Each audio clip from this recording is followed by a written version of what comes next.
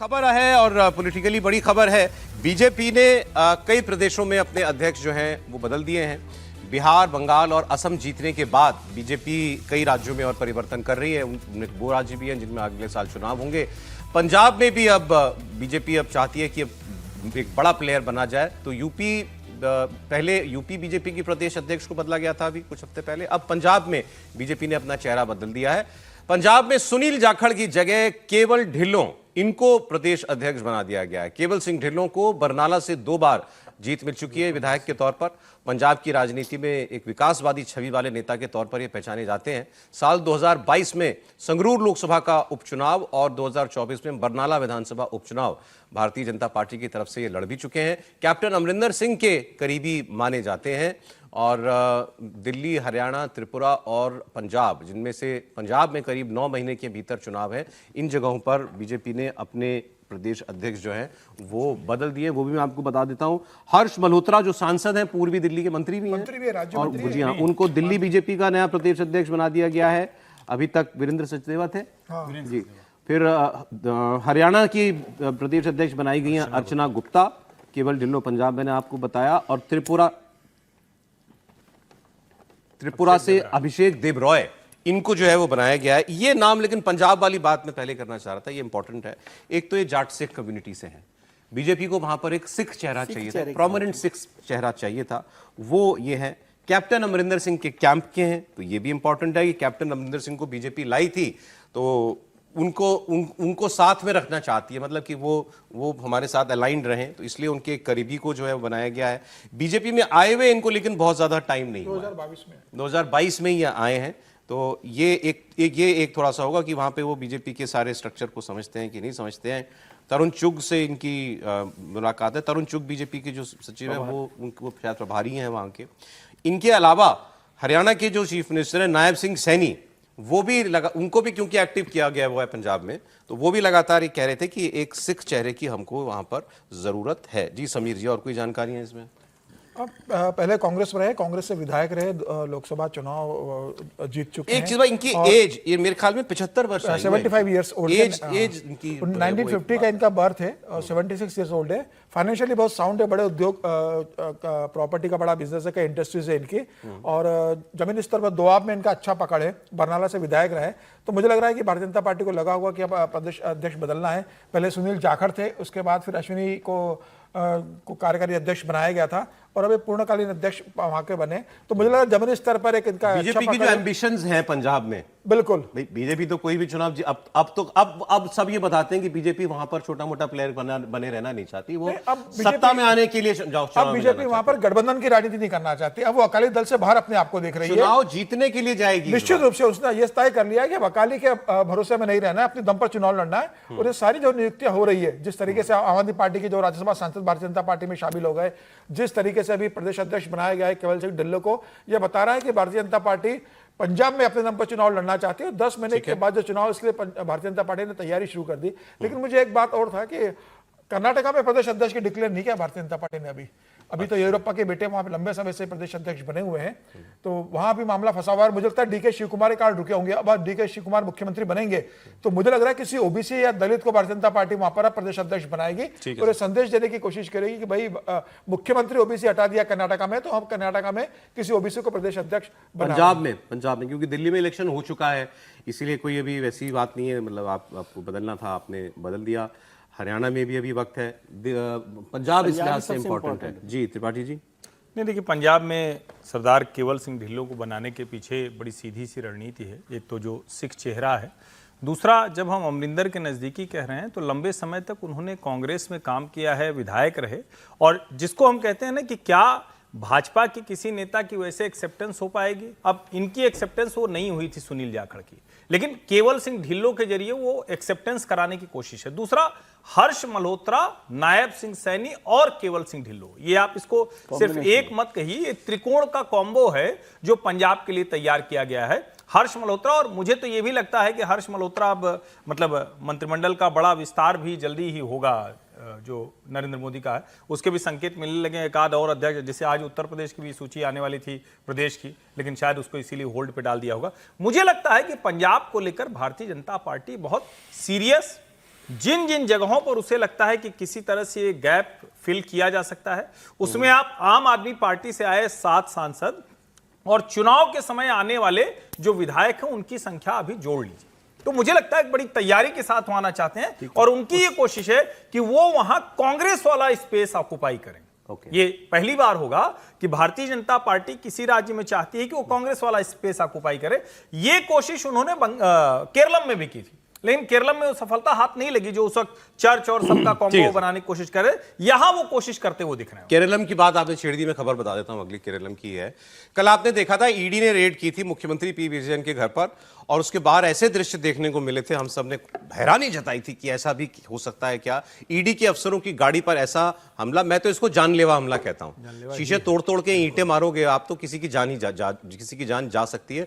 उसमें एक सुरक्षाकर्मी की बहुत बुरी तरह घायल भी हुआ है, उसकी आंख में चोट आई है और इनको पीटा गया है किसी तरह। पुलिस वाले, वो भी हेलमेट सब कुछ पहने हुए, लैस, वो किसी तरह गाड़ी वहां से निकलवाने में उनकी कामयाब हुए। गाड़ी में बैठने से पहले उनके साथ मारपीट की गई, फिर गाड़ी में बैठने के बाद ये सब कुछ किया गया। अब इस पर वहां के होम मिनिस्टर रमेश चन्नीथला, उनका स्टेटमेंट आया।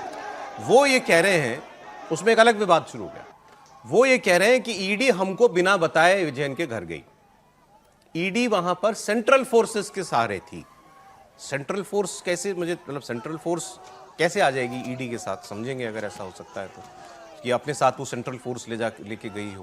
कह रहे हैं हमको नहीं बताया गया था, हमें जब पता चला हमने पुलिस भेजी और सब ठीक हो गया। The Kerala police or the Kerala Home Ministry doesn't have any information about the ED raid. And after the raid also, nobody has informed us. They were depending on the central forces. When we came to know that people were assembled in the Pinarayi as well as in Calicut, police went there and there was no problem at all. In the Trivandrum, it was a conspiracy to create lawlessness in the capital city. कह रहे हैं conspiracy थी कि lawlessness वहां पर create हो। Sir, ये ED जाती है कहीं पर, वो कह रहे हैं सेंट्रल फोर्स लेके गई। सेंट्रल फोर्स कहां से ले जाएगी?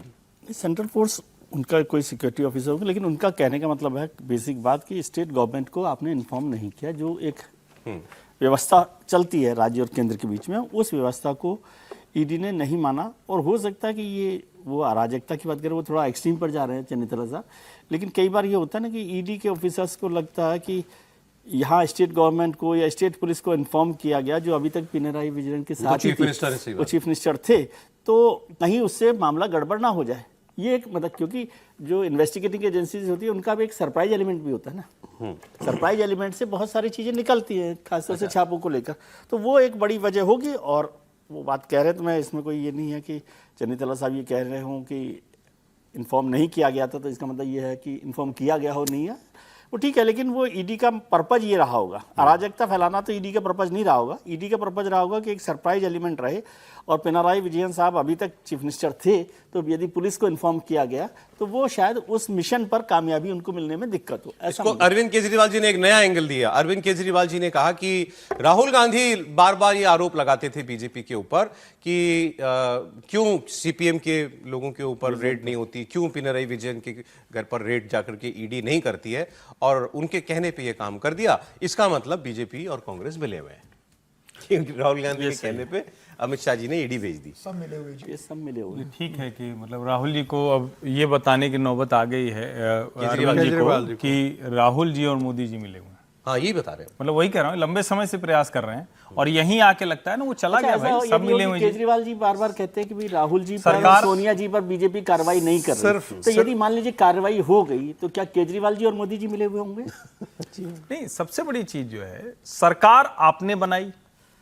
भारतीय जनता पार्टी सबसे बड़ी पार्टी थी, 32 सीटों के साथ 28 और 8 ये आपने सरकार बनाई थी कांग्रेस के साथ सहयोग करके लोकसभा चुनाव आपने लड़ा।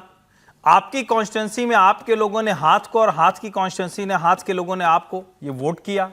एक कह रहे हैं राहुल गांधी ने और सोनिया गांधी ने केजरीवाल जी को, हाँ वही राहुल सोनिया ने केजरीवाल जी को, केजरीवाल जी ने राहुल सोनिया जी को वोट किया।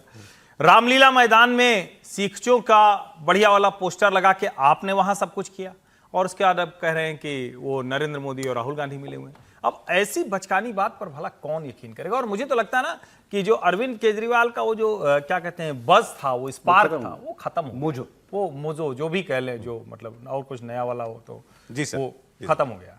देखिए, सिर्फ एक केजरीवाल ने भी नहीं कहा है, ये विजयन जी ने भी कहा है। ये बात विजयन जी ने कहा कि अब राहुल गांधी को तसल्ली हो हाँ, राहुल गांधी बड़े खुश होंगे, विजय ने कहा, राइट। ये विजयन ने कहा है। तो विजयन ने कहा है तो स्वाभाविक है कि क्योंकि राहुल गांधी बार बार तंज कर रहे थे कि भाई केरला के अंदर जो है विजयन पर, उनकी बेटी पर इतने सारे आरोप हैं, भ्रष्टाचार के आरोप हैं और उनके खिलाफ कोई कार्रवाई नहीं है। हालांकि ऐसा नहीं है कि पहले कार्रवाई शुरू नहीं की गई थी, ईडी का छापा सिर्फ नहीं पड़ा था, लेकिन कार्रवाई थी, इसकी शुरुआत तो बहुत पहले हो गई थी। अब राहुल गांधी जो है या केजरीवाल जो कुछ भी कहें, कम से कम यहाँ ये तो नहीं कर सकते ना कि यहाँ अब चुनाव होना है इसीलिए ईडी भेज रहा है। ये तो चुनाव के बाद का है ना। चुनाव से पहले यदि भेजा गया होता तब कहते कि देखिए ईडी और सीबीआई को लगा दिया भारतीय जनता पार्टी ने। नहीं तो अच्छा, फिर तो ये लेकिन बताइए, अभी कर्नाटका तो नहीं जाएगी ईडी है, कर्नाटका तो नहीं जाएगी। अब देखिए जानने वाले का तो कोई भरोसा नहीं है। कुमार जी भी तो केसेस हैं, वो तो जेल जा चुके हैं। मैं तो कह रहा, मैं उस चीज का जिक्र करने वाला था। अच्छा किया आपने छेड़ दिया। सारे मामले में बेल हो चुकी है उनको शिव भी। कुमार, बेल होने का, बेल होने से क्या होता अरेस्ट है? नहीं कर पाएगी उस मामले में जिसमें ऑलरेडी अरेस्ट हो चुका है अब, और उसमें बेल हो चुकी है। तो अब संभावना फिलहाल कम है, कोई नया मामला आ जाए तो बात दूसरी है। देखिए, उनके खिलाफ भारतीय जनता पार्टी का सबसे बड़ा औजार यही है कि उन पर भ्रष्टाचार के बहुत सारे आरोप है। कोई एक नहीं, दर्जनों आरोप उन पर है भ्रष्टाचार के। अब ऐसी स्थिति में किसमें कहां कोई नए मान लेते हैं कि कोई नई डॉक्यूमेंट्स ईडी को और सीबीआई को पता लगेगा, तब उनके घर पर नहीं जाएगी क्या? बिल्कुल जाएगी। अरेस्ट करने नहीं जाएगी, पूछताछ तो करने जा सकती है। ठीक, देखते हैं सर। वो तो अब कर्नाटक की तो भी कहानी में काफी कुछ है। अच्छा, यूसीसी के ट्रैक पर बीजेपी की गाड़ी बड़ी तेज दौड़ रही है। असम में समान नागरिक संहिता कानून बन गया है और अब अगले राज्यों में भी तैयारी की जा रही है। मध्य प्रदेश में अब जल्दी यूसीसी बिल लाया जाएगा। इसके बारे में खुद मध्य प्रदेश के मुख्यमंत्री मोहन यादव ने बताया है। 15 जून तक एक पोर्टल के जरिए लोगों के सुझाव मांगे गए हैं, जिसके बाद बिल की ड्राफ्टिंग की प्रक्रिया शुरू हो जाएगी। असम की तरह मध्य प्रदेश में भी बिल जल्द विधानसभा में पेश किया जाएगा। पश्चिम बंगाल में भी यूसीसी की तैयारी हो रही है। वहां तो वादा है कि 6 महीने के अंदर यूसीसी बनाएंगे। बीजेपी ने चुनावों में ये वादा किया था। और इससे पहले उत्तराखंड में और एक और राज्य ना, गुजरात, उत्तराखंड, गोवा जी, और हाँ, इन सब राज्यों में है। तो बीजेपी के तमाम राज्यों में यूसीसी पीसमील करके, पहले ये लगता था ना कि शायद यूसीसी लाएगी बीजेपी तो सेंटर के कानून बनाएगा। अब ये हर राज्य में कानून जो है बनाकर अब तेजी से अब कई राज्यों में यूसीसी। सर, बहुत एक अच्छा, आज किसी ने भारतीय जनता पार्टी के हैं एक युवा कार्यकर्ता ने बिहार से एक मैप भेजा है जिसमें एक झारखंड टापू की तरफ दिख रहा है और उसके चारों ओर से भारतीय जनता पार्टी के राज्य हैं, चाहे वो बंगाल हो, उड़ीसा हो, बिहार हो, इधर छत्तीसगढ़ हो, मध्य प्रदेश हो। समझ रहे हैं कि नहीं? तो मेरे कहने का आशय ये है कि जब सब जगह एक्सपेरिमेंट आप कर लेंगे, मध्य प्रदेश में कर लेंगे, राजस्थान में कर लेंगे, गोवा में कर लेंगे, छत्तीसगढ़ में कर लेंगे, भारतीय जनता पार्टी शासित में, और जब कोई कोहराम नहीं होगा तो एक वादा तो भारतीय जनता पार्टी, अमित शाह जी ने अभी जनजातीय समुदाय की मीटिंग के बीच में कहा था दिल्ली के अंदर कि जनजातीय समुदाय यूसीसी के दायरे से बाहर। ठीक है, तो एक समुदाय जिसको लेकर के बवाल मचाती थी कांग्रेस पार्टी कि जनजातीय जो कल्चर है, परंपरा है, उसमें हस्तक्षेप करने जाती है, उसको तो ये हटा दे रहे हैं। यही तो प्रॉब्लम है ओवैसी जी को। वो कह रहे हैं इनको क्यों स्पेशल ट्रीटमेंट मिल रहा है? उनको स्पेशल ट्रीटमेंट मिलना चाहिए। उनको स्पेशल ट्रीटमेंट तो संविधान ने भी दे रखा है सर। अच्छा सर, इस पर क्या राय है सर आप? एक लाइन, जब ये हो जाएगा तब भारतीय जनता पार्टी के लिए अखिल भारतीय स्तर पर पैन इंडिया पर रेस के लिए कानून बनाने के लिए लाने में फिर सेंटर बनाएगा कानून। मुझे ऐसा इनके बाद सेंटर भी बनाएगा, मुझे ऐसा लगता है। अच्छा ठीक है, तो उत्तराखंड, असम, गुजरात में है, मध्य प्रदेश में आने की तैयारी है, गोवा में है, पश्चिम बंगाल में आना ही है। तो जी, तो 6 राज्यों में के अंदर यूसीसी हो जाएगा सर। वो कह रहे हैं कि मिलना चाहिए ये एग्जामिशन ट्राइबल्स को। हाँ, ट्राइबल्स को मिलना चाहिए। ट्राइबल्स के संविधान में भी जगह है और ट्राइबल्स के लिए एक अलग तरीके की व्यवस्था है और उसको ध्यान में रखकर ही काम करना चाहिए, क्योंकि उनको आप बराबरी के स्तर पर ले जाकर ये लड़ाई लड़े, मैं उसको ठीक नहीं समझता। और यूसीसी को लागू करना ही चाहिए।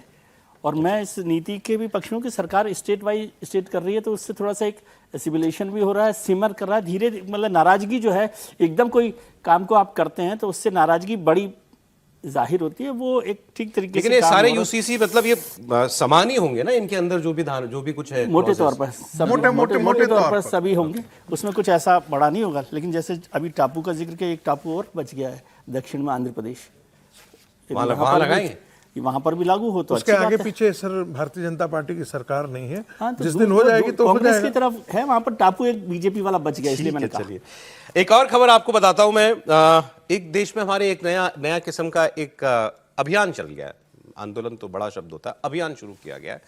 इस अभियान में हिंदू मुसलमान दोनों शामिल हैं और ये अभियान है गौ माता को राष्ट्रमाता घोषित किया जाए। मैंने एक रोज किसी एक का देखा स्टेटमेंट मैंने, ठीक है जी, एक दूसरे रोज, अच्छा मुस्लिम लीडर्स के, दूसरे रोज किसी और का देखा।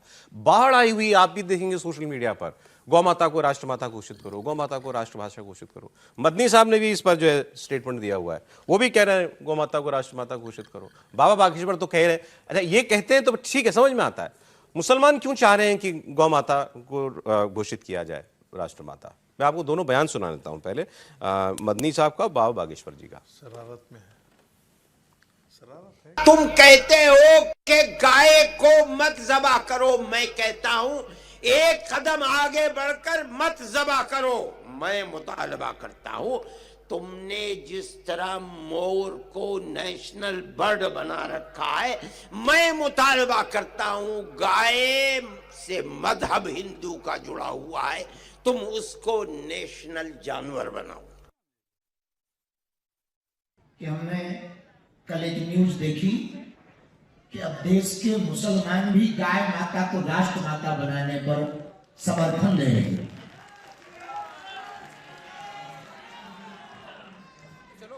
शायद मदनी साहब का नाम है,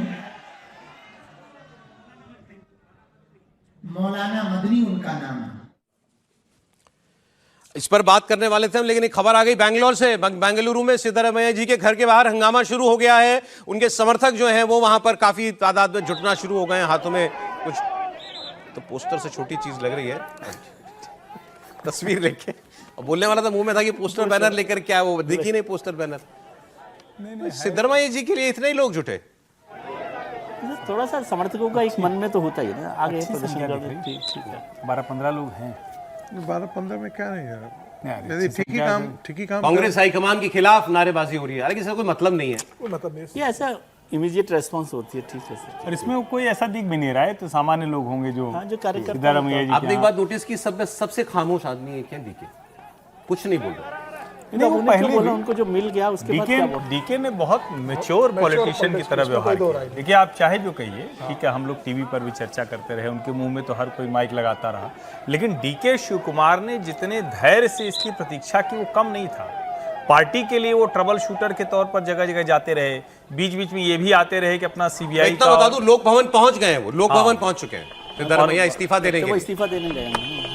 नहीं, जाहिर है राज्यपाल विशेष चार्टर्ड फ्लाइट से आ रहे हैं। राज्यपाल थावरचंद गहलोत बाहर थे मुंबई, तो चार्टर्ड फ्लाइट से पहुंच रहे हैं वो भी। मतलब त्यागपत्र लेने आ रहे हैं। हाँ, चार्टर्ड फ्लाइट से आ रहे हैं वो भी।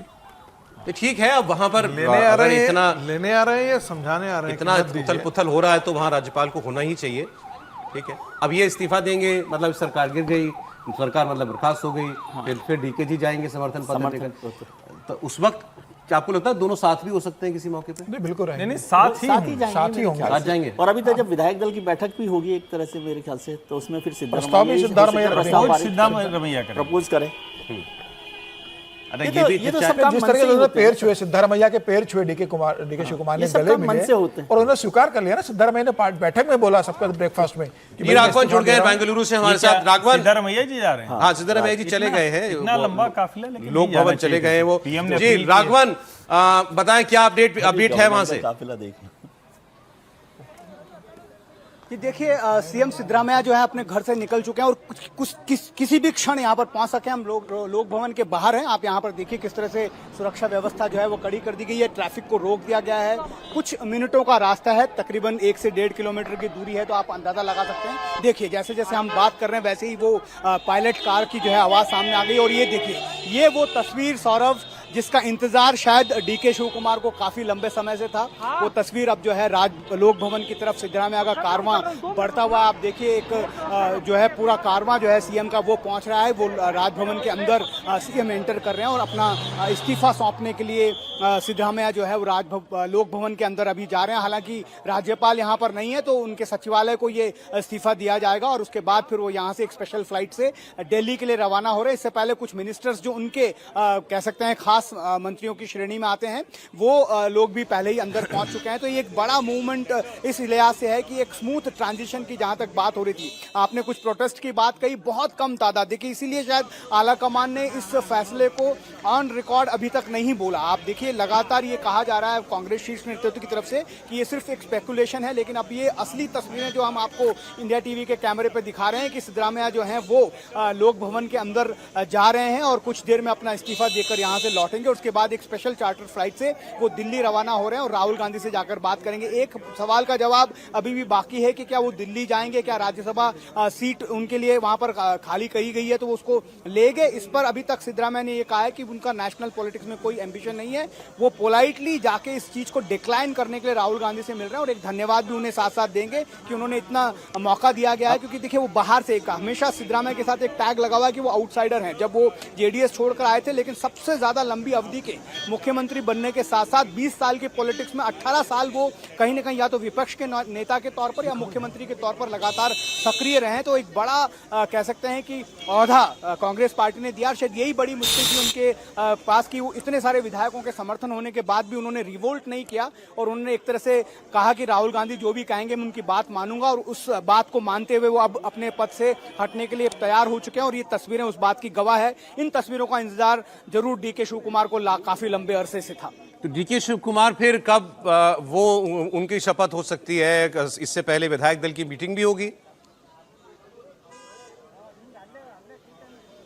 जी बिल्कुल सौरभ, इसके बाद जब ये इस्तीफे की प्रक्रिया हो जाएगी उसके बाद विधायक दल की बैठक बुलानी है, ऑब्जर्वर्स वहां से आएंगे और उसके बाद विधायक दल के नेता के रूप में डीके शिव कुमार का चयन हो जाएगा। क्योंकि खुद जो ब्रेकफास्ट मीटिंग थी उसमें सिद्धरामैया ने कहा कि हाईकमान ने मुझे कहा है कि मैं पद से हट जाऊं और डीके शिव कुमार राज्य के नए मुख्यमंत्री बनेंगे। तो उन्होंने ये भी कहा कि जितने भी कैबिनेट कलीग्स हैं और बाकी नेता, उनसे कहा कि आप उनका समर्थन दें, उनके हाथ मजबूत करें और 2028 में कांग्रेस पार्टी फिर से कर्नाटक में सरकार बनाए। इसके लिए सारी रणनीति जो है उनके साथ मिलकर एकजुट होकर हम काम करेंगे। इस बात की घोषणा भी अपने ब्रेकफास्ट मीटिंग में सिद्धरामैया ने की। तो कुल मिलाकर इसके बाद अब कैसे सोशल बैलेंस को जो है वो किया जाएगा वो एक बड़ी बात होगी, क्योंकि एक बहुत बड़े नेता हैं, मास लीडर हैं और अहिंदा जो आंदोलन है उससे उठे हुए नेता हैं। तो जितने भी बैकवर्ड माइनॉरिटीज और दलित वोट बैंक को अपने साथ लेकर चलने की जो कला सिद्धरामैया के पास थी, क्या एक अगड़ी जाति जिसे कहा जाता है, हालांकि वोकली का भी अगर सेंट्रल गवर्नमेंट के गैजेट को देखें तो ओबीसी में आता है,